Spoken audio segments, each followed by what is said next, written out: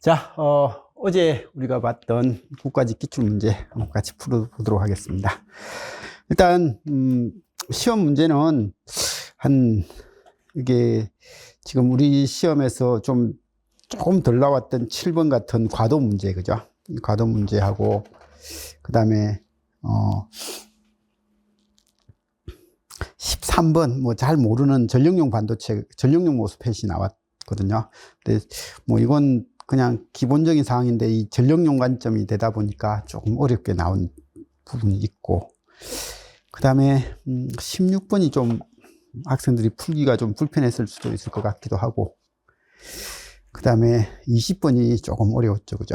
나머지 문제들은 기본적인 관점에서 뭐 이야기를 하고 있는 것들이 좀 많고, 그리고 이제 약간 생각하게 하는 문제들이 몇 개 더 있어가지고, 사실 작년보다는 전자는 좀 어려웠던 것 같습니다. 근데 내용 자체는 봐보면 아시겠지만, 뭐 그렇게 많이 힘든 건 아니지만, 그래도 우리가 평상시에 조금은 등한시했든지 아니면 우리가 생각했던 내용이 벗어난 게 몇 개 있긴 한데, 그래도 그냥 고만고만 했던 것 같고, 통신 문제가 2문제 나왔는데, 뭐, 통신은 공부를 한 사람이라면 뭐 그렇게 힘들지 않게끔 나와서 별 무리는 없었을 것 같습니다.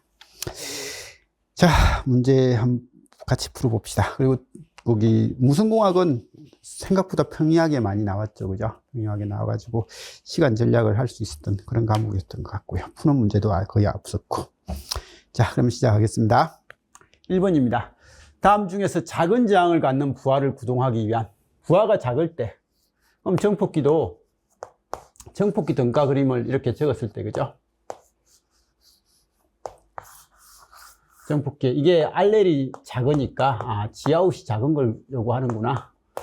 그것만 좀 해서 봐두시면 되겠죠, 그죠? 작은 저항을 갖는 부하를 구동하기 위한 전압 버프로서 사용하는, 하기에 적합한 적절한 정폭기는 하니까 CC죠.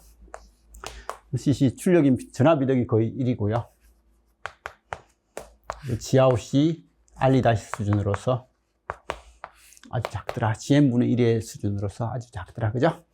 그래서 이건 CC 정폭기. 뭐 이건 큰 문제는 없을 것 같습니다. 10진수 마이너스 15를 8비트 2의 모수, 그러니까 2의 모수 형태로 표현된 마이너스 15. 그럼 플러스 15는요? 그래서 이거고요. 부하 절대치 표현 방법에서 마이너스 15는요. 이게 마이너스 15고. 그러면 부하 1의 모수 표현법은 2의 모수 표현법은 여기다가 더하기 1, 그죠? 이게 2의 모수 표현법이다. 지금은 이걸 물어봤으니까 이 문제는 뭐 그렇게 문제될 만한 내용은 아니고, 그죠? 3번요. 이건 OSI 7레이어입니다. 그 중에서 송신 프로세스하고 프로세스. 그래서 우리 항상 이야기하는데 데이터 링크는 노드에서 노드. 여기는 호스트에서 호스트. 여기는 엔드 투 엔드라고도 하고요. 엔드라고도 했고, 프로세스에서 프로세스로라고 그렇게 이야기를 했습니다. 그죠? 그래서 여기에 관련된 것이 지금 이제 포트 번호가 사용됐고, 여기는 IP 어드레스, 여기는 맥 어드레스를 사용을 했던 거고, 그죠? 그리고 여기는 전송 단위가 프레임, 여기는 패킷, 여기는 메시지 또는 세그먼트라는 그런 이야기를 썼던 거고, 그죠? 그래서 이런 것들 좀 알아서 봐주시면 될 것 같고, 어쨌든 수행하는 것으로서 프로세서를 구분하기 위해서 포트 번호를 부여하는 계층. 그래서 포트 번호 부여하는 계층은 뭐야? 이건 전송 계층이다. FM 송신단에 사용하는 프리앰프 시서 필터하고 FM 수신단에 사용되는 디앰프 필터를 바르게 연결한 거. 이건 뭐 통신 문제 중에서도 아주 그래도 고마운 문제죠, 그죠? 프리앰프 시서는 송신기에서 삼각잡음 제거한다 라고 하고, 이거는 2분기로 구성되고, 그죠? 하이패스 필터다. 디앰프 시서는 적분기면서 로패스 필터다.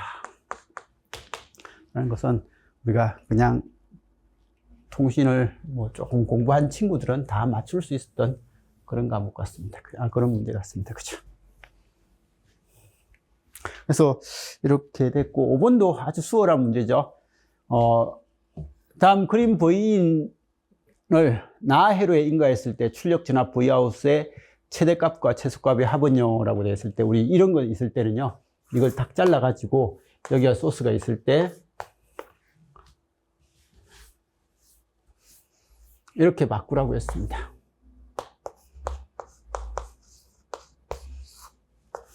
그리고 이 그림은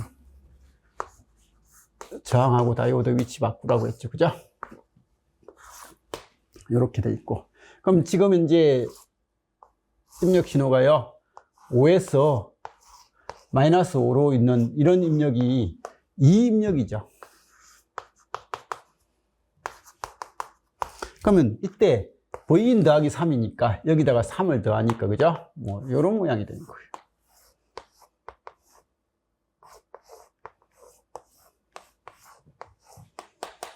그래서 이렇게 됐고, 그러면 이건 3을 기준으로 해서 얘는 8이고요. 마이너스 2. 그래서 이렇게 됐고, 이건 0보다 위에 거죠. 그죠? 그래서 0을 기준으로 해서 위에 거. 다이오드 이상적이라고 했으니까, 그럼 이렇게 됐으니까, 이런 모양이 파형이 나오더라. 가장 높은 값은 8이고, 가장 낮은 값은 0이다. 라고 해서, 최대값은 8이고, 최소값은 0이니까, 얼마가 된다고요? 답은 8이다. 라는 그런 형태죠. 그죠? 여기까지는 뭐 크게 문제 없을 것 같고, 그죠? 6번도 뭐 점수 주려고 한 거니까 알아서 받으시고, 다음 진리표를 갖는 출력 F의 논리 시건 해가지고, 이 진리표를 잘 보고 여기가 0부터 15까지 정상적으로 적혀 있는 것만 확인하면 그냥 바로 가로로도 적용시키면 되죠. 그죠?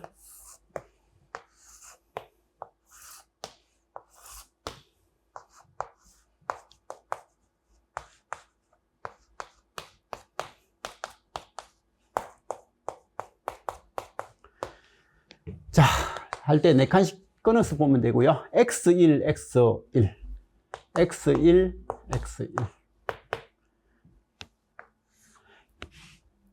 X1, 1X, X1, 1X,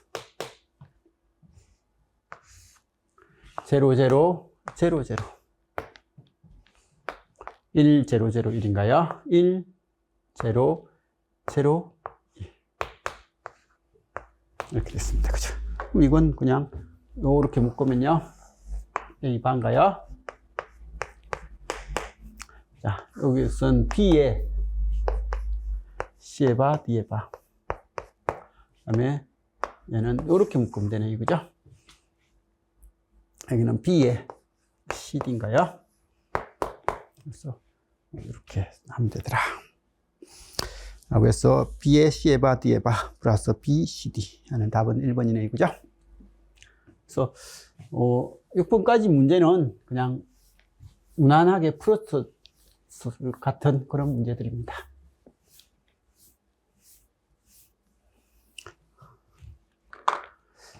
과도 문제가 뭐 이렇게 좀 제대로 나온 것은 오랜만인 것 같습니다. 그죠? 그래서 다음 회로에서 스위치가 오랜 시간 동안 열린 상태에 있다가 T = 0에서 이렇게 닫혔다. 그러면 열린 상태, 첫 번째, T가 0보다 작을 때요. 정상 상태에 있었으면 열려있고 정상 상태면 직류예요. 직류일 때는 코일 달라, 콘덴서 개방.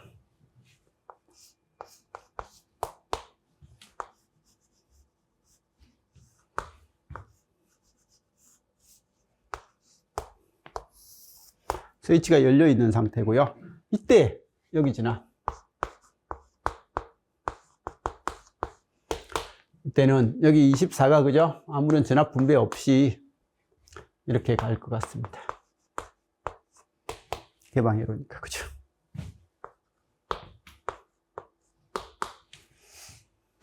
그래서 이렇게 된다. 그래서 T가 0보다 작을 때는 콘덴서의 초기 전압만 알면 되는 거예요. 나머지는 코일 초기 전류 VC 0 마이너스는 24고요. IL 제로 마이너스는 0이고요. 지금 끊어져 있습니다. 그죠? 근데 이게 VC 제로 플러스고요. IL 제로 플러스하고 같겠죠. 그죠? 그래서 이렇게 된다라고 해서 됐고, 지금은 IC 제로 플러스를 물어봤네요. 그죠? 그래서 이런 것들은 이제 조금 과도 문제 중에서는 힘든 문제가 있습니다. 근데 우리 시험은 사실 과도에서 IC 제로 플러스를 꼭 안 내도 되는데, 이런 것들만 잘 하면 되는데, 그죠? 정기 시험이라면 이런 문제는 내는 게 좋죠. 그죠? t 이꼬르 제로 플러스가 될 때는.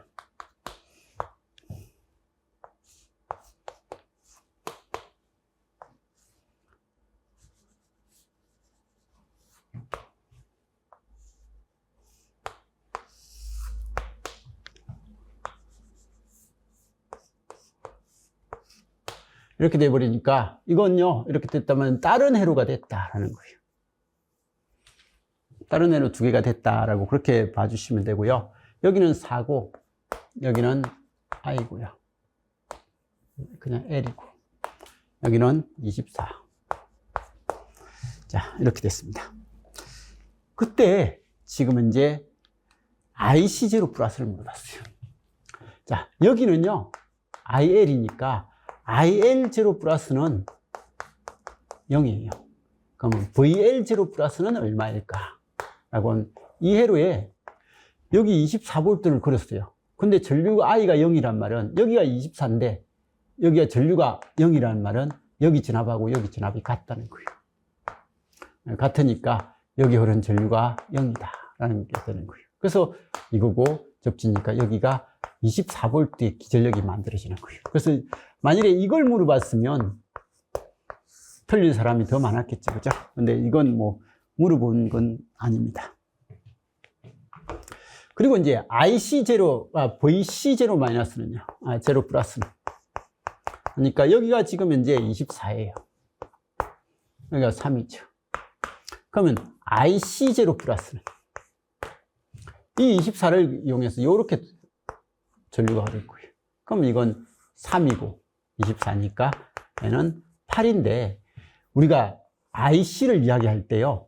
이 전류가 이 방향이라는 건 플러스 전류의 방향이 수동부호 규정을 이용해서 여기를 플러스 잡았기 때문에 IC의 기본 방향은 이겁니다. 물론 여기서 들어오는 방향은 이렇게 했지만 근데 지금은 이렇게 나가는 게 8이니까 답은 마이너스 8이 돼야 되겠죠. 그죠? 그래서 이런 거고 그 다음에 이제 시간이 지나서 무한대로 가면요. 여기는 과도잖아요. 이 시간 지나면 무조건 0이 돼버리는 거예요. 이건 없는 회로가 되고 그럼 이제 24가 있고 4가 있고 코일은 단락이 돼서 이것만 보면 되고 여기에 초기 최종 전류는요 I 무한대는 이건 4분의 24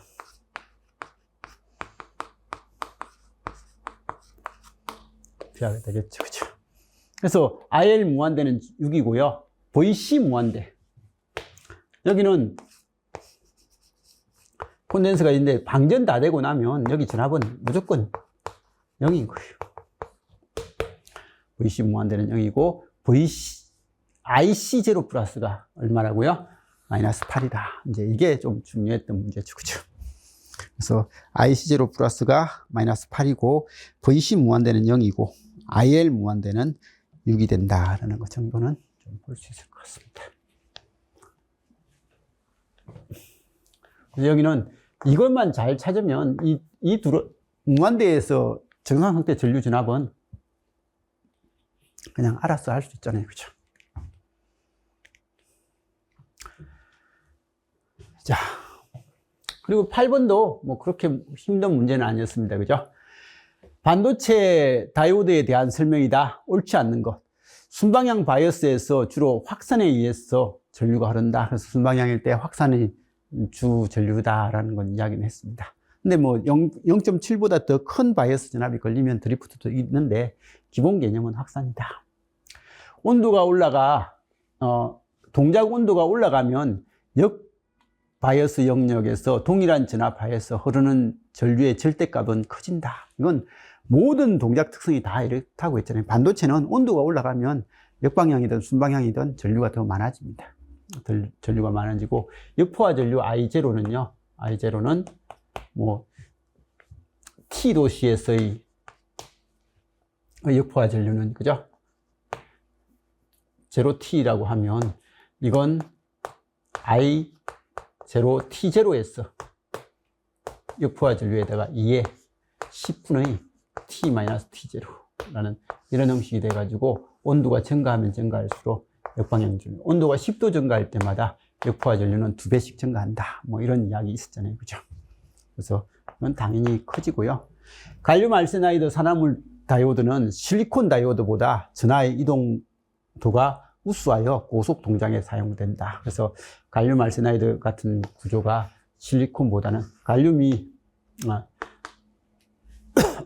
기본적으로 동작 속도가 고속 동작에서 많이 사용되고 있다. 이건 화합물 반도체의 특성을 이야기하는 것 같아요. 우리 시험에 화합물 반도체가 잘 안 나왔는데, 이 갈륨 알세나이드 화합물 반도체가 나왔는 것 같고요. 이 4번 보기는 우리 시험에 맨날 나왔던 보기입니다. 그죠? 제가 모의고사 할 때도 여기는 한 2번 했던 보기 같아요. 제너 다이오드는 역방향입니다. 그죠? 역방향 바이어스 영역의 항복 저항을 이용하여 전원 안정화 회로에 사용되고 있다라고 했던 그런 내용입니다. 그죠?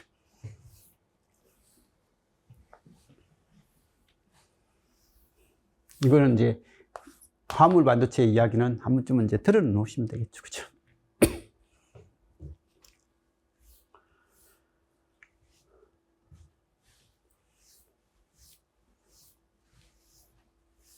자, 다음 정폭회로에 대해서 전압이득 V인분의 Vout에 비례하는 것으로서 옳은 것만을 한번 골라봐라 라고 이야기했습니다. 자, 전압이득 AV는요 마이너스 R-분의 IC 커먼 에미터잖아요. 그죠? 베이스 입력의 컬렉터 아웃풋. 그래서 커먼 에미터고 이런 형태고, 그러면 R-는요 IE분의 VT죠. 그래서 마이너스 VT분의 RCI. 근데 지금은 IE 대신에 여기 정절 유언을 달았습니다. IB라고 했죠. 그죠? IB라고 했으니까 이게 IB가 될 거예요. 그죠? 그래서 이런 형식만 뭐 정의를 해주면 될 것 같습니다. 그래서 다음 회로에서 전압 이득에 비례하는 거. R에 비례한다. RC에 비례하는 거 있고, R에 비례하고, 그죠? Q 안의 에미터의 면적, 그리고 바이어스 전류, IB에 비례한다. 그 다음에 열적 생성 전압에는 반비례한다. 뭐 이렇게 되는데, 지금은 비례하는 것 하니까 바이어스 전류 IB하고 기억에 있는 저항 R이 비례한다라고 해서 뭐 이런 형태는 됩니다. 그래서 답은 뭐 2번 같아요. 그죠? 2번인가요, 이게? 기억, 이것이 2번이었던 것 같은데. 네, 2번이네요, 그죠? 근데 이제, 이렇게 물어봤으면, 고민을 이렇게 했으면 약간은 이제 문제가 될 수 있을 것 같아요. 이건 Q 안의 에미터의 면적요. 여기 에미터의 면적이 커지면, W가 증가하면, 아무래도 I가 증가할 것 같죠? 동일한 바이어스 전압에 의해서 I가 증가할 것 같고, I가 증가하면 이게 R'-가 어떻게 돼요? 감소할 것 같고, R'-가 감소하면 전압이득은 증가하지 않나요? 라고 해가지고, 이것도 비례관계 있지 않나요? 라고 하면, 그럴 수는 있어요. 그럴 수는 있는데, 이 문제에서는 이 단어가 없었으면요. 그리고 이건 전류원을 해놨잖아요. 그죠?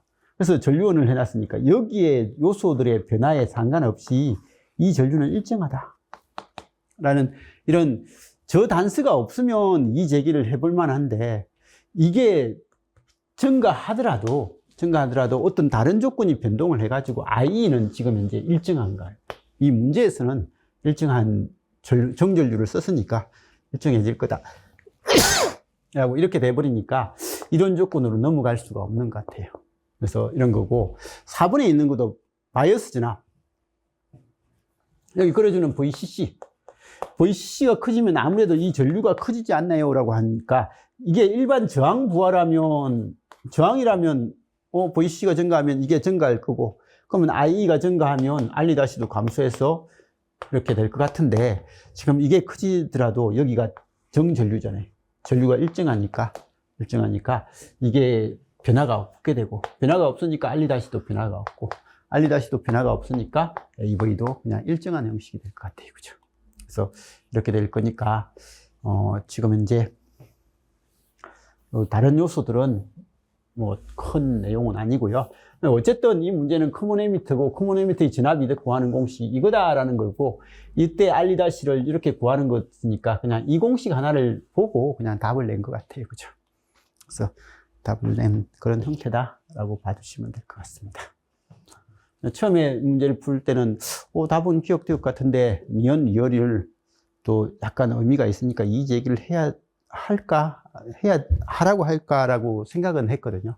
근데 문제를 다시 한번 보니까 이 단어가 있기 때문에, 단수가 있어가지고 이 제기를 해도 뭐 이건 안 받아줄 것 같은 그런 느낌입니다.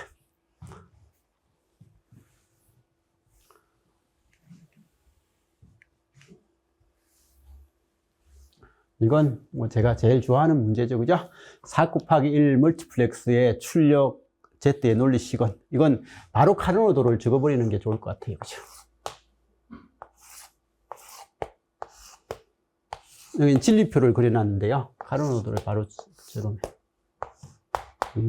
AB고요. C. 자, 00이 들어오면요. I0가 출력에 나오는데 I0가 C가 출력에 나오네요. 그럼 C가 0이면 0이고 1이면 1이다. 0일일 때는 C의 바가 출력에 나오네요. C의 바가 출력에 나오니까 얘는 10, C에 놨던 거. 10이 들어올 때는요, 1이 출력에 나와요. 11일 때는 0이 나오죠. 그죠? 그래서 이렇게 되고, 묶을 게 별로 없는 것 같아요. 그죠? 이건 뭐요? A, B의 바. 그 다음에 요거는 이렇게 묶어주면 되겠죠. 그죠? 얘는 B의 바, C. 여기는 A 바 B, C의 바. 그래서 이런 형태다. 답은 2번인가요?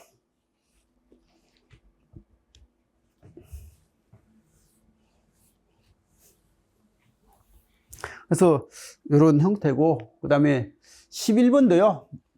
문제를 보자마자 이거 단락된 거하고 저항하고 병렬해봤자 없는 거니까 이건 없는 거다. 그럼 지금 전압은 21과 전압은 84 두 개에 의해서 여기 전류가 얼마냐라고 했는데, 여기 전류를 구할 때 굳이 이게 중첩을 써가지고 하는 것은 별로 안 좋고요. 그냥 노드 방정식 쓰면 딱 맞죠. 그죠? 그래서 이 문제는 그냥 노드 방정식 쓰라 라는 그런 질문 같아요.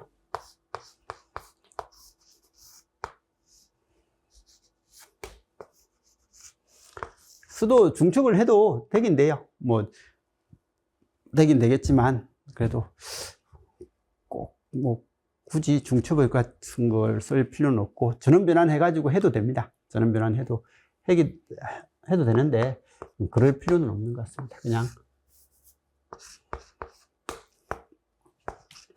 노드 방정식 쓰는 게 그냥 제일 마음 편하게 쓸 수 있는 것 같아요.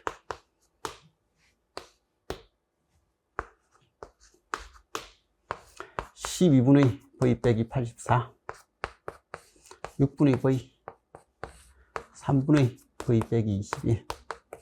양변에 12 곱하면요, V 빼기 84, 2V, 4V 마이너스 84, 7V는 84 곱하기 2. 84하고 7은 10인가요? V는 24V다. 그럼 여기가 24가 됐으니까 I는 6분의 24. 그래서 되는 거고요. 전원 변환하려면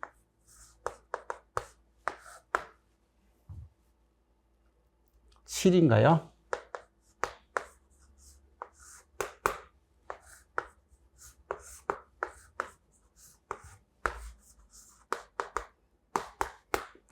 이것도 7인가요? 그래가지고 얘는 이쪽에 이런 전류 I6은요 12분의 1 더하기 6분의 1 더하기 3분의 1분의 아니면 이거 두 개 미리 저는 해가지고 하면 되는데 수치가 딱 안 떨어지잖아요, 그죠?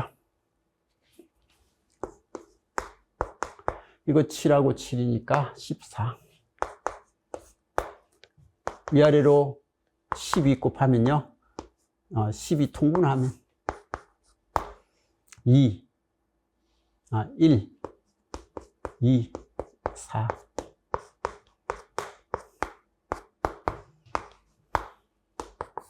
이거 7분의 2가 됩니다. 이렇게 구해도 똑같이 나오는 건 형태인데 어쨌든 알아서 봐주시고, 그죠? 중첩은 수치가 좀 뭐 그렇게 많이 힘들진 않지만 하기는 좀 불편한 내용이니까 중첩은 안 하는 것이 좋을 것 같아요.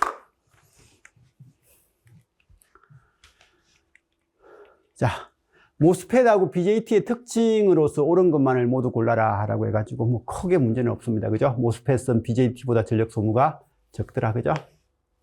모스펫은 전개효과로 전류가 제어되더라. 그래서 전개효과로 전류가 되고요. 필드 이펙트 트랜지스터고요. 모스펫은 게이트 단자가 절연되어 있다. 그래서 모스 FET는 게이트하고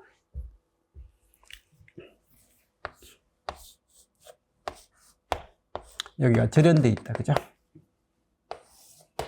모스펫하고 BJT 모두 전자하고 전공 두 종류의 캐리어가 아니라 모스펫은 UJT죠. 그죠? 하나의 캐리어에 의해서 동작하고 BJT는 두 종류의 캐리어에 의해서 동작한다. 라고 해서 옳은 것은 이온 디오드. 그래서 이런 거 볼 때는 이거 풀고 나서 무조건 여기를 한번 다시 보세요. 옳은 것인지 잘못된 것인지. 여기까지 풀고 나서 틀리면 마음 아프잖아요. 그죠? 아직까지는 대부분 옳은 것 위주로 나오는데 가끔씩 우리 시험에 틀린 것 같은 거 묻는 문제가 있었으니까. 자, 처음 나왔던 유형의 문제고 처음 보는 단어들이 몇 개 나왔어요. 몇 개 나왔으니까 알아서 봐주시고, 다음 전력용 모스펫. 우리가 전력용 모스펫을 지금까지 사용을 잘 안 했습니다. 그냥 일반적으로 모스펫 이야기만 한 거지 안 했는데, 이 전력용 모스펫은요, 이게 지금은 이제 이 모스죠. 이 모스인데 여기에 눈이 안 보이는 다이오드가 하나 있어요. 이 다이오드는 그냥 만들면 나오는 우리 바디 형태잖아요. 그죠? 바디 이펙터의 그 개념하고 비슷하게 바디에 그냥 존재하는 것들입니다. 이런 것들이 있는데, 어쨌든 전력용 모스펫, 이게 일반적인 정폭기에서는 큰 의미는 없는데 이 전력용 TR에서는 이런 부분이 항상 사용이 되고 있습니다. 이런 것들이 이제 의미가 있는 형태로 나오는 겁니다. 그래서 전력용 모스펫에 대한 설명이다. 옳지 않는 것. 단 소스하고 드레인 사이에 PN 다이오드는 제조 공정에서 만들어지는 내장된 내부 다이오드입니다. 그래서 이런 내부 다이오드다라고 그렇게 이야기를 합니다. 그래서 턴오프 상태일 때 내부 다이오드로 전류가 흐를 수 없다. 우리가 턴온이 되면 이렇게 전류가 흘러요. 그럼 턴오프가 되면 이 전류는 못 흘러요. 근데 다이오드가 이렇게 되어 있으니까 이런 전류는 흐를 수 있습니다. 그래서 이런 전류, 그리고 흐르고 있던 전류가 있으면 이게 요렇게 전류가 흐를 부분도 생기는 게 조금 있고요. 그래서 이게 흐르고 있다가 탁 끊는데 전류가 갈 길이 없으면 저렇게 가는 길이 만들어질 수도 있다. 이런 형태가 있고요.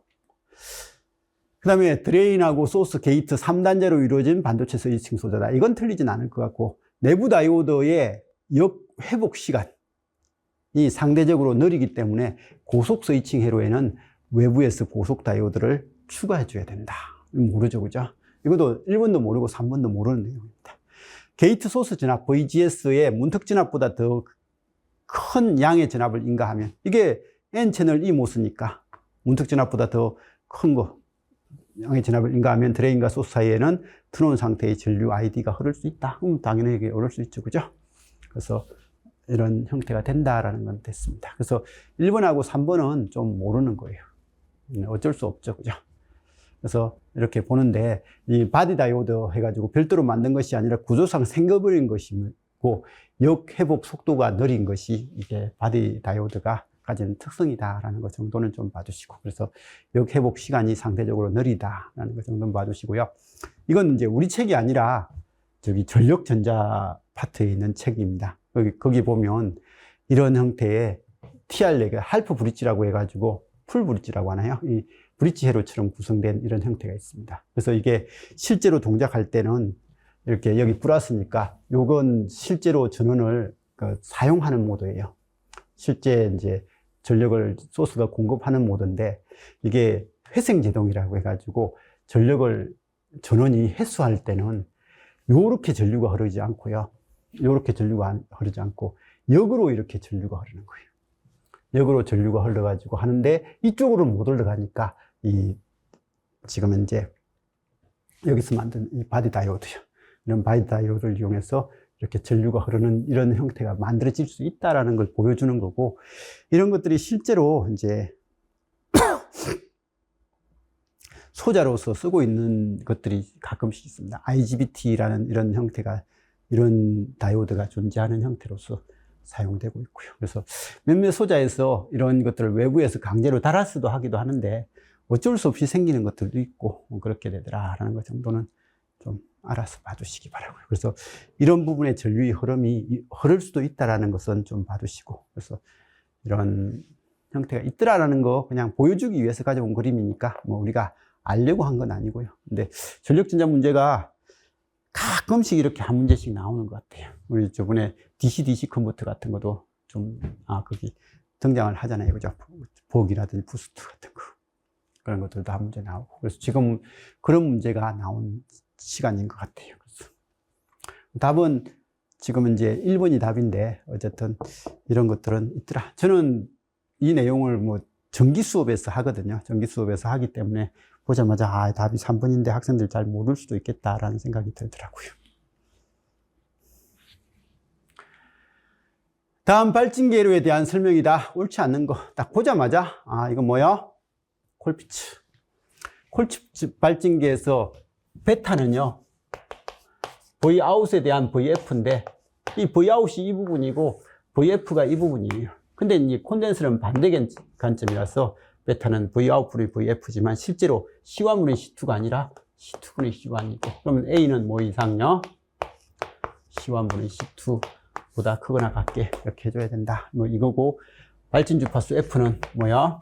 2파이 루트 L CT분의 1이고, CT는 C1분의 1, C2분의 1분의 1이라든지 아니면 C1 플러스 C2분의 C1, C2 뭐 이걸 쓰든지 그렇게 적으시면 되죠. 그죠? 그래서 베타가 C1분의 C2가 아니라 C2분의 C1이다 라는 것 정도는 좀 봐주시기 바라고. 콜피츠고요. 베타 A0가 1보다 클 때 발진이 시작될 수 있고요. 이게 발진 주파수는 2파이 루트 LCT분의 1이다. 이건 맨날 하던 거니까 알아서 봐주시고요. 지금 이 문제도 모의고사 할 때도 2번은 했던 것 같아요. 그죠? 최소한 2번은 했던 것 같은데, 뭐,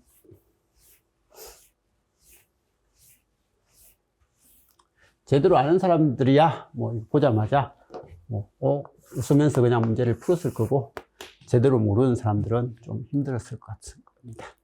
개방 루프 이덕은, 사실 이건 개방 루프 이덕이라는 단어를 천일 때, 이때 차단 주파수는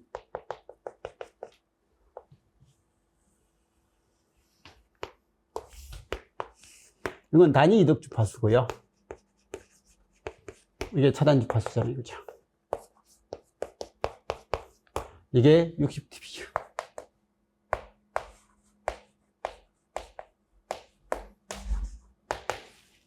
천이죠. 그죠? 그러면 천이다라고 하고, 이게 천이니까 그러면 얘는 20dB per decade 하니까 이게 1000이면 이것도 1000이죠. 그러니까 1kg면 여기는 얼마요? 1000kg. 뭐 이런 형태는 딱 이 그림 그려놓고 문제를 읽어보시면요. 반전형 부캐로다. 일단은 입력이 플러스예요. 비반전이죠, 그죠? 비반전이다. 이덕은요. 이건 비반전이 1 플러스 예분의 예니까 1 플러스 1분의 2. 그러니까 지금 AV는 3인 거예요. 그래서 이런 형태다. 전압이덕은 약 2가 아니라 3이다. 대역폭은요. 지금 1000일 때, 이덕이 1000일 때 차단 주파수가 1kH였으면 이덕이 지금 이제 3이에요. 이 차단 주파수를 모르는 거예요. 그럼 집이적에서 1000 곱하기 1kH는 3 곱하기 x. 이게 이거잖아요. 그죠? 이게 차단 주파수거든요. 그래서 이런 특성을 보일 거니까. 그래서 이런 형식이니까 S는 얼마요? 3분의 1000 kHz. 그래서 333 kHz. 단위 이덕 주파수는 1000kH죠? 1000kH고, 여기는 2메가가 아니라 1메가죠. 그죠? 그래서 이런 형식이다. 그래서 이건 보자마자 그냥 답을 냈을 것 같은 그런 문제입니다. 이 문제가 따라가면서도 약간 실수를 했을 것 같기도 하고, 뭐 정확하게 한 사람들은 뭐 실수를 안 했을 것 같은데, 이게 조금 신경을 써서 문제를 풀어야 될 답이었던 것 같아요.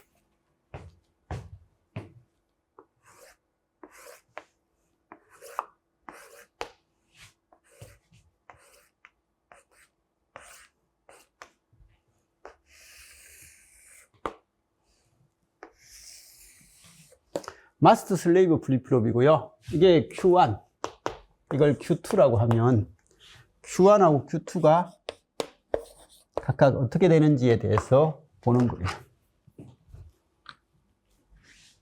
자, 그때 이걸 보시면 그림 가는 두 개의 D 레치입니다. 이게 플립플롭이 아니라 레치 동작을 한대요. 레벨 트리거라는 거죠. 두 개의 레치를 연결한 마스터 슬레이브 회로에서 클럭인의 파형이, 여기 클럭인의 파형이 이렇게 생겼다. 클럭과 인의 파형이 이렇게 생겼다.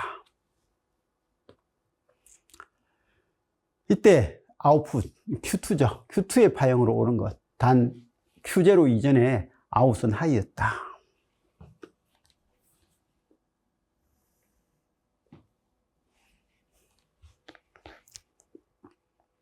T0 이전에 아웃은 하이였고 D레치하고 인버터는 지연 시간이 없다 라고 했어요. 자, 그러면 이제 이 클럭을 보셔야 됩니다. 여기는 레벨 트리거라서 여기에 1 들어오면 정상 동작을 하고 0 들어오면 정상 동작 하지 말라는 거예요. 그러면 이제 클럭이 로우가 들어오면요. 로우가 들어올 때는, 이게 로우일 때는 얘는 하이가 되잖아요. 그죠? 얘는 로우니까. 클럭이 로우일 때는 얘는 정상 동작을 하지 않고 얘만 정상 동작을 하는 거예요. 그래서 클럭이 로우인 상태에서는요. 얘는 정상 동작 안 한단 말은 상태 유지만 하고 있어요. 상태 유지만 하고 있으니까 클럭이 로우인 상태에서는 얘는 상태 유지만 해라. 근데 얘는요. 얘는 인풋이 지금 이제 1이 들어오면요. 1 들어오면 얘가 클럭이 로우니까 여기는 하이 들어오는 거잖아요. 그죠? 하이 들어오니까 그냥 입력을 출력으로 내라 라고 하니까 인풋이 이렇게 들어오면 같이 하이로 유지되다가 인풋이 로우로 떨어지면 같이 로우로 가는 거예요. 그래서 이 클럭이 로우인 상태에서는 얘는 인풋대로 동작하고 얘는 상태 유지만 한다. 그거고요. 이제 클럭이 하이 상태가 들어오면요.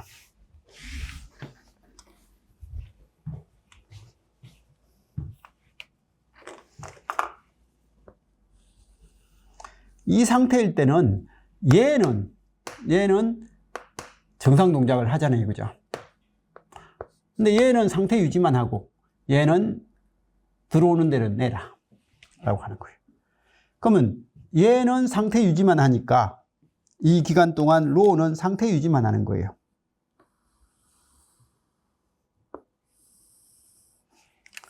그 다음에 얘는요, 이게 들어오는 대로 나오는데 Q1이 0이 들어오니까 얘는 뭐가 된다고요? 0 들어오니까 0 나오는 거예요.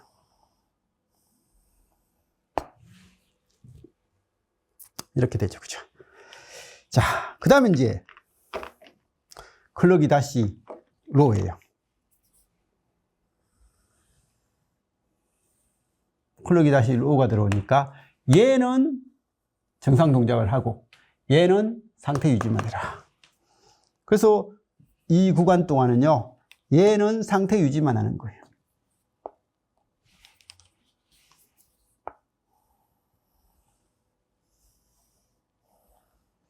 상태 유지만 하고요. 얘는 넣어주는 대로 나와요. 넣어주는 게 0 들어오니까 0 나오고 1 들어오니까 1 나오는 거예요. 이렇게 되고요. 그 다음에 다시 이 상태가 되면요. 레벨 트리거니까요. 이 상태가 들어오면 얘는 정상 동작을 하고 얘는 상태 유지만 하라는 거예요. 그래서 상태 유지만 하면 얘는 이게 될 거고요. 얘는 정상 동작을 하니까 얘가 Q1이 들어오고 있잖아요. 1이 들어오고 있으니까 여기는 뭐가 나온다고요? 1 나오는 거예요.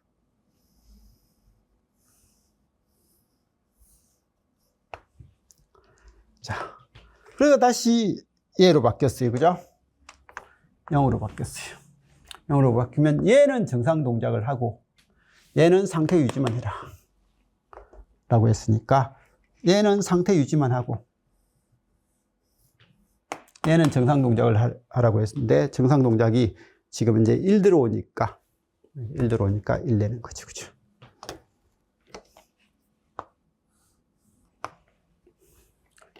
이런 거죠. 그죠? 그래서 이게 얘가 정상 동작을 할 때는 그냥 들어오는 대로 나오고 얘가 정상 동작을 할 때는 여기 있는 이 저장되어 있는 값이 그대로 나오는 거예요. 그대로 나온다라고 하는 거. 그래서 정상적인 상태, 출력이 정상 상태를 보이는 건 이런 겁니다. 그래서 이런 형태가 되고 이런 형태가 되는 답이 몇 번이에요? 답이 3번인 것 같아요. 그죠? 그래서 3번 형태가 이렇게 답이 될 거다. 지금 노란 이 Q2의 출력을 물어봤으니까. 그죠?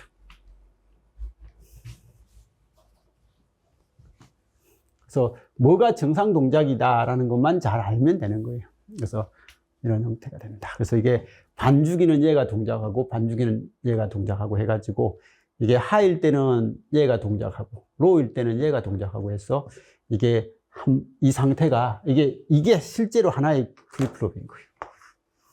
하나의 플립플롭으로 이렇게 동작되고 이게 앞에 있는 게 종 플립플롭이고요. 뒤에 있는 건 주 플립플롭이다 라고 해서 이걸 마스터 슬레이브 구조의 플립플롭이다 라고 그렇게 이야기를 합니다. 근데 마스터 슬레이브 구조의 플립플롭을 제가 수업 시간에 자주는 안 했죠. 그죠? 이런 것들은 그냥 이게 요즘은 많이 안 쓰는 형태고 요즘은 에지 트리거를 쓰는데 문제를 알려주려고 그냥 문제를 낸 것 같습니다. 그죠?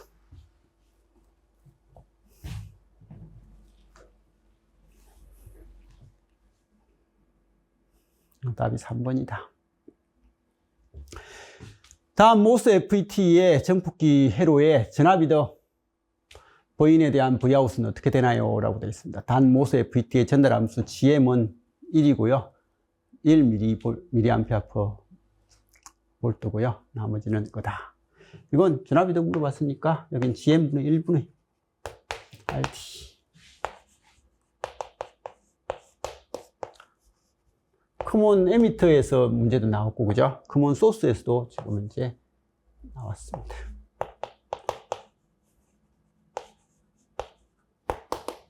그러면 GM은 1mm고요. RD는 5kg니까 전압이득은 마이너스 5다. 그죠? 크기를 물어봤으니까 그냥 5다. 이 문제는 좀 잘 내준 것 같아요. 이제는 학생들이 이걸 좀 정확하게 인지하는 것도 필요한 것 같으니까. 그러니까 수업 시간에 열심히 이야기해도 학생들이 뭐 무시를 많이 했었는데, 어쨌든. 다음 차동정폭기 회로에 대한 설명이다. 옳은 것은 뭐냐? IB는 이상적인 정전류원이다. 여기는 정전류원이 있고 차동정폭기입니다. 그죠? 자, 우리 여기서 CMRR을 물어봤는데요. CMRR은 동상이덕에 대한 차동이덕이고, 동상이덕은 뭔데요? 라고 이렇게 하면, 여기에 이게 있으면요, 여기에 RE가 있는 거죠. 사실 눈에 안 보이는 RE는 있는 거죠. 그래서 RE가 있으면 동상이덕은 2RE 분의 RC 정도였고, 그죠? 근데 차동 출력일 때는 단일 출력일 때는 이건데, 차동 출력일 때는 곱하기 2를 하면 되는 거고요. 그 다음에 역시 AD 차동 이덕은 2RE 분의 RC, 단일 이덕은 이건데 동상 이덕은 곱하기 2였습니다. 차동 이덕은 곱하기 2였습니다. 단일 출력은 이건데 차동 출력은 곱하기 2를 하는 건데, 둘 다 곱하기 2를 하니까 이건 없어도 상관없고, 그래서 CMRR을 구하면 2RE 분의 RC, 여기 플러스 2RE-가 있었는데 이건 무시해도 됐죠. 그렇죠?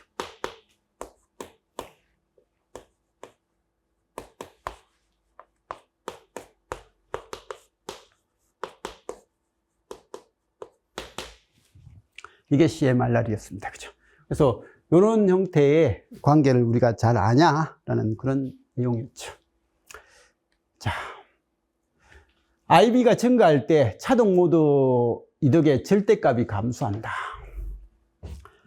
우리가 여기 IB는요, 근데 RE-가 뭔데요? 라고 하면 2분의 IB 분의 VT죠. 우리 TR에서 아까도 했듯이 RE-는 IE분의 VT거든요. 근데 여기에 IB가 흐르면 여기 IE라는 것은 2분의 IB죠. 그래서 이거 베이스의 B하고 바이어스의 B하고 좀 구별해서 좀 봐주시면 될 것 같습니다. 그래서 어쨌든 이건데, 여기는 IE 자체가 2분의 IB니까. 그럼 이 값이 증가하면요, RE-가 감소하게 되고, RE-가 감소하면, 지금 이제 뭘 물어봤죠? 차동 모드 이덕. 차동 모드 이덕의 절대값은 이게 감소하니까 이덕은 커질 거다. 1번 틀렸네요. 그죠? IB가 증가할 때 CMRR 값은, 역시 이게 증가하면 RE-가 감소하게 되고, RE-가 감소하면 CMRR은 증가할 거다. 라는 것은 알 수 있는 거고, 그죠? RC가 증가할 때 차동 모드 이덕의 절대값은 당연히 이게 증가하니까, 이건 다른 건 몰라도 이게 커먼 리미트 구조에서 그냥 볼 때 전압이덕이 RC가 크면 전압이덕이 클 거다라는 것은 모르는 사람은 없어요. 그죠? 없으니까 1, 2번을 몰라도 답은 3번이다 라고 낼 수는 있었을 것 같아요. 그죠? RC가 증가할수록 직류 출력 전압 보요 1과 보요 2, 이 저항이 커지면요, 봐요. 이 전류가 일정하면 여기 전류 반반 흐르잖아요. 그죠? 2분의 IB, 2분의 IB. 이게 일정하니까 이게 일정해요. 이게 일정한데 여기 저항이 커지면 여기 전압 강화가 많아지고, 그러면 VCC에서 많은 전압 강화가 되니까 여기 직류 전압이 어떻게 된다고요? VCC 빼기 RC의 IC잖아요. 이 IC가 2분의 IB고. 그래서 이렇게 되니까 이 값이 커지면 소모되는 전압이 커지니까 남는 전압은 어떻게 된다고요? 감소할 거다라고 해가지고, 이런 문제는 나중에 모의고사에서 몇 개 맞냐라고 해가지고 감소 증가 뭐 이것만 딱 바꿔가지고 문제를 많이 낼 것 같아요. 그죠? 그래서 이런 형태는 알아서 좀 잘 봐주시고.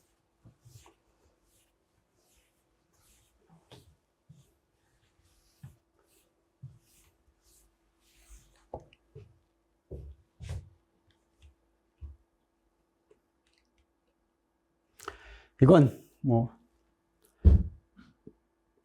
이상발진기죠. 그죠? 병렬 R형 이상발진기, 미분형 이상발진기. 베타는 얼마요? 29분의 1이고, 그래서 이덕은 몇 배요? 29배 이상으로 해야 된다. 물론 마이너스겠죠. 그죠? 그래서 이런 형태가 됐고, 차단 주파수, 발진 주파수 FC는 얼마요? 2파이 RC 분의 1인데, 지금 R이 밑에 있으니까, 루트 6이 아래에 있더라. 뭐, 이런 형태고. 자, 위상편입발진기. 위상편입발진기가 이상이죠. 상을 이동시키는 위상편입발진기 회로다. 발진 주파수 F는 2파이 루트 3이 아니라 루트 6 RC 분의 1이고, 그죠? 발진 주파수 3단 교환 RC 회로의 교환 개수 베타의 절대치는 29분의 1이고, 3단 교환 RC 회로의 전체의 위상 편의가 180도가 될 때, 그래서 여기가 위상 편의가 180도가 되면 여기서 이거 180도 되고 또 180도 되니까 정교환이 되더라 라는 그런 말이죠. 그죠? 그래서 180도가 되는 조건을 만족한다라고 하는 그런 내용이었죠. 그죠? 이건 그래도 점수 줄 문제였고요.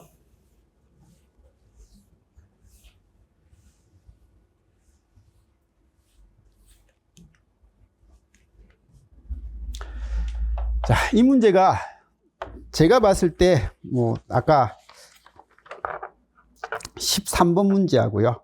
13번 문제하고, 지금 이제 20번 문제가 조금 이제 생소했던, 그런데 20번 문제는 제가 수업 시간에 몇 번 말은 했어요. 근데 몇 번 말은 했는데, 이런 것들이 사실 쉽지 않는 내용이죠. 그죠?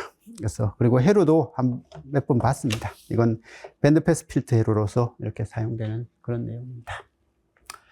자, 전달함수에 대응하는 나 회로에 대한 설명이다. 옳지 않는 것은. 라고 그렇게 했어요. 자, 일단 전달함수부터 구할게요. 이게 네거티브 피드백이 있는 회로니까 이게 0이면 여기가 0V고요. 여기는 VX, VA라고 할게요. 여기가 VO니까 여기는 다 VO입니다. 자, 그러면 일단 여기서 노드 방정식 쓰면 이전류의 합은 0이다. 그러면 R분의 VA 빼기 VI SC분의 1분의 VA 빼기 VO SC분의 1분의 VA 빼기 0 이런 방정식 하나 하고요. 그리고 이제 이 전류는 이쪽의 전류가 없으니까 이 전류다 라고 해서 그냥 이것은 나가는 전류 합이 아니라 이 전류의 방향을 한번 정의를 했으니까 여기는 이 값 그죠? SC 1분의 VA는 뭐하고 똑같다고요? R분의 0 빼기 VO가 되니까 마이너스 R분의 VO다. 그래서 VA는 뭐가 된다고요? 이거 SCVA는 마이너스 R분의 VO니까 VA는 마이너스 SCR분의 VO다 라는 이런 관계도 하나쯤 만들었습니다. 그죠?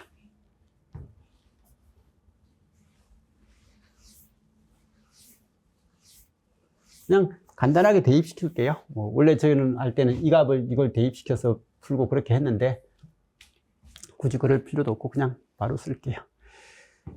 자, 그러면 양변에 이거 위로 SC죠. 이것도 SC. 양변에 R 곱하면요. VA 빼기 VI 더하기 SCR의 VA 빼기 SCR의 VO 더하기 SCR의 VA는 0이다. 라고 이렇게 나왔습니다. 그 다음에 VA는 마이너스 2, 그죠? 이거니까 마이너스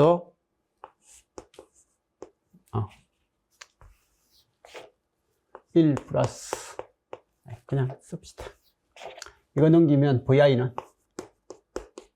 VA가 마이너스 SCR의 VO 플러스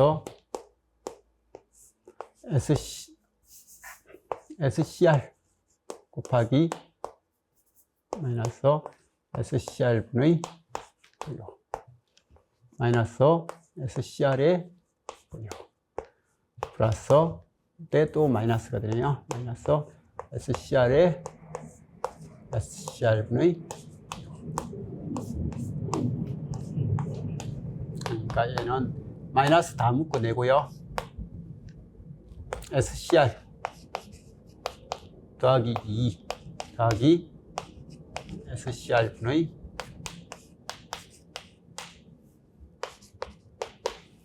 이렇게 됩니다. 그죠? 그래서 VI분의 VO는 하면 이거 분의 1인데 위아래로 SCR 곱하면 S제곱 C제곱 R제곱 플러스 2SCR 플러스 1분의 SCR 이렇게 나오더라. 근데 저기 꼴이 S의 제곱으로 되어 있으니까 C제곱 R제곱을 나누면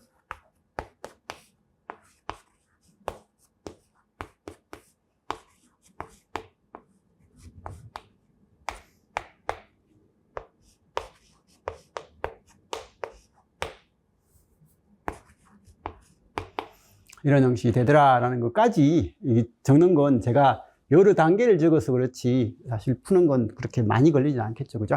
그래서 이까지 구하는 건 한 번쯤은 구해보세요. 전달함수가 이렇게 된다. 그래서 이 문제는 이걸 구해도 틀릴 수가 있는 문제라서 사실 이 시험장에서는 안 풀어도 되는 문제였던 것 같아요. 그죠? 자, 그래서 2차 대역 통과 필터입니다. 그래서 이거 보시면 높은 거, 중간 거, 낮은 거 중에서 중간 게 나오니까 밴드 패스 필터죠. 밴드 패스 필터고 이게 멀티 피드백 회로다라고 그렇게 이야기를 하는 밴드 패스 필터입니다. 옳지 않는 것은이라고 물어봤습니다. 양호도 Q를 물어봤어요. 자, 이건요, 사실 이걸 알아야 돼요. SE 제곱 플러스 AS 플러스 B라는 이 전달함수의 분모를 0으로 할 때, 0으로 하는 이 관계에서 수식이 이렇게 나옵니다. 이런 꼴이 나올 때, 이 B라는 것은요, 중심 주파수의 제곱입니다. 그래서 중심 주파수의 제곱이 B 값입니다. 그래서 B가 지금 RC 제곱분의 1이잖아요. 그죠? 오메가 제로에 제곱하고 있고, 그러면 오메가 제로는 RC분의 1이고, 오메가는, F는 2파이 RC분의 1이다. RC에로니까 이건 2파이 R. 그래서 발진 주파수를 구하면요. 발진 주파수를 구하면 2파이 RC분의 1인데, 이게 여기서 나온 거예요. 그래서 여기 있는 B는 오메가 제로분의 1이고, 그러면 오메가 제로라는 것은 루트 B고요. 그 다음에 여기 A가요, 대역포가하고 같은 거예요. 근데 단위가 얘들은 다 라디안입니다. 라디안 퍼 세컨인 오메가입니다. 오메가니까 이렇게 되고요. 그럼 Q는 BW분의 오메가 제로 하니까 A분의 루트 B, 이게 Q 값이 되는 거예요. 그래서 이런 형태가 된다라는 것 정도는 좀 봐주시고요. 그래서 이 문제의 Q는요, A는 이거잖아요. RC분의 2고, B는 지금 이제 RC 제곱분의 1인데 루트니까 RC분의 1이죠. 그래서 이건 요거다라고 하는 Q 값이 있는데, 요거까지, 이 내용은 수업 시간에는 몇 번은 했어요. 문제가 풀면서 저런 건 있다라고 이야기는 했는데, 사실 뭐 쉽진 않을 것 같습니다. 쉽진 않을 것 같고요. 중심 주파수는 RC분의 1. 이거는 뭐 사실 알든 모르든 우리가 F가 이런 형태는 2파이 RC분의 1이 될 것 같다라는 생각은 좀 할 수 있을 것 같고요. 중심 각 주파수에서 이덕은요, 이 K 값은 이 꼴을 보세요. SE제곱 플러스 AS 플러스 B제곱이었는데, B 꼴이었는데, 여기에 있는 이 값하고 똑같은 값을 만들었을 때 쓰는 이 값이 K 값이다 라는 걸 아니까, 봐요. 여기는 2잖아요. 그럼 여기도 1을 써주면서 2분의 1을 쓰면 되잖아요. 그죠? 그래서 이거하고 똑같은 값을 쓰면서 K니까 K는 얼마라고요? 지금 이제 2분의 1이다. 2가 아니네요. 그죠? 3번은 틀렸고. 4번의 대역폭은요, 대역폭인데 단위가 뭐예요? 거기 헬즈죠. 대역폭이 B라고 했잖아요. 그죠? A가 대역폭이라고 했죠. 그러면 이건 지금은 오메가는 RC분의 2인 거예요. 근데 오메가가 2파이 F니까. 그러면 그 F는 뭐가 된다고요? 파이 RC분의 1이다. 라고 해서 단위가 라디안 페 세크라면요. 그냥 RC분의 1을 하면 되는데 단위가 헬즈로 나오면요. 헬즈로 나오면 파이 RC분의 1이다. 라고 그렇게 해서 나오는 거거든요. 그래서 이 마지막 문제는 사실 시험장에서는 푸는 문제는 아닌 것 같습니다. 이것까지 찾는 문제도 힘들고 그냥 이 문제를 괴한계수 K값이 얼마냐 라고 그렇게 물어봤으면 문제를 푸는 게 맞는데 지금은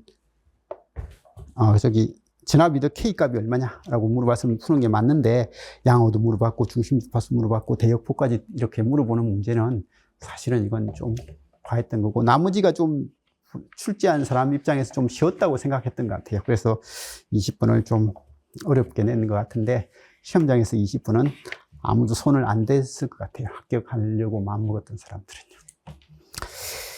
자, 아무튼 전자 문제는 그래도 불편한 문제가 한 서너 문제, 그죠? 많으면 한 4문제 정도는 좀 불편했을 겁니다. 근데 이게 시험장에서 이번에도 역시 국어, 영어, 국사가 뭐 좀 쉬웠다라는 평은 없더라고요. 그래서 조금 어려웠다고 하니까 이 짧은 시간에 특히 이런 문제를 풀다 보면 실수를 많이 하게 될 수밖에 없어요. 그래서 고득점은 안 나올 것 같고 한 80점 정도가 나왔으면 아주 그냥 잘 봤다라고 생각하는 그런 수준일 것 같습니다. 물론 이제 잘 찍어서 맞추면 더 고득점이 나오겠지만 실수 한두 개 하면서 딱 하면 80점 정도, 뭐 시간 압박을 견디면서 하면 그 정도인 것 같고 그 이상이 나오면 진짜 잘하는 사람들이고요.